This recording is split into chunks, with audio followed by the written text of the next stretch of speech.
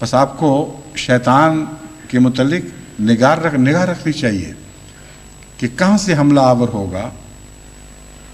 ان باتوں کی نشاندہی کرتے ہوئے میں نے ایک مثال دی ہے. ایک آپ پر اور آپ کی نسلوں پر حملہ کرے گا کہ تم بالغ ہو چکے ہو، آزاد ہو، خدا کا قانون اب تمہیں پابند نہیں کر سکتا، تمہاری خاندانی روایات کی اب کوئی قیمت نہیں رہی، جو چاہو کرتے پھرو. یہ جھوٹ ہے جس کا بچوں کو سمجھانا ضروری ہے. یہ ایسا جھوٹ ہے جس کے متعلق بہت چھوٹی عمر سے بچوں کو متنبہ کرنا ضروری ہے اور سمجھا کر ان کو ہم خیال بنانا ضروری ہے. ورنہ اگر پہلے سے ان کی ذہنی تیاری آپ نے نہ کی تو وہ ہاتھ سے نکل چکے ہوں گے، پھر وہ ان کی بات مانیں گے اور آپ کی رد کر دیں گے، کیونکہ غیر کی بات میں ان کے نفس کی تمنائیں ساتھ شامل ہیں. غیر وہ باتیں کرتا ہے جس کی طرف نفس کا رجحان اور بہاؤ ہے. انسان جانا چاہتا ہے اس طرح جس طرح بلایا جا رہا ہے، اور دوسری طرف وہ ہے جہاں جانا نہیں چاہتا. یعنی مشکل کام ہے، بے لذت کام ہے، ایک بوجھ ہے طبیعت پر، اور کئی قسم کی جذبات کی قربانی کرنی پڑتی ہے. بس خلاصتاً ہماری تربیت کے مسائل یہی ہیں.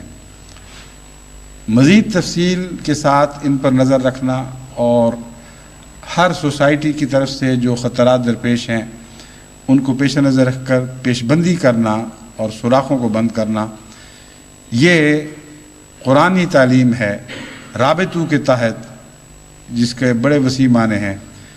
یہ بھی پیغام ہے کہ جن جن ملکوں میں تم رہتے ہو، جن جن سوسائٹیوں میں تم بستے ہو، وہاں کے خصوصی خطرات کی نشاندہی کرو اور ان سوراخوں کو بند کر لو جہاں سے وہ خطرات داخل ہوا کرتے ہیں.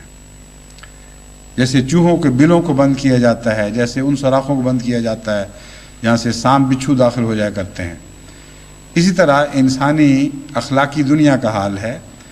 یہ واقعتاً جانور ہیں جو آیا کرتے ہیں، فرضی باتیں نہیں ہیں. اللہ بہتر جانتا ہے کہ وہ شیطانی نظام کن معنوں میں کس طرح وسعت پذیر ہے کہ ہر حال میں کسی نہ کسی طرح انسان تک پہنچ جاتا ہے.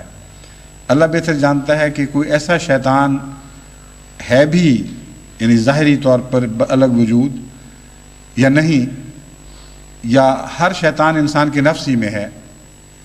ان بحثوں سے الگ یہ بات قطعی ہے کہ شیطان ہے ضرور، خواہ وہ خون میں دوڑ رہا ہو یا باہر سے حملے کر رہا ہو. اس کے حملے دکھائی دیتے ہیں اور نظر آتے ہیں. اس کے وسوسے انسان ہر روز سنتا ہے اور ہر روز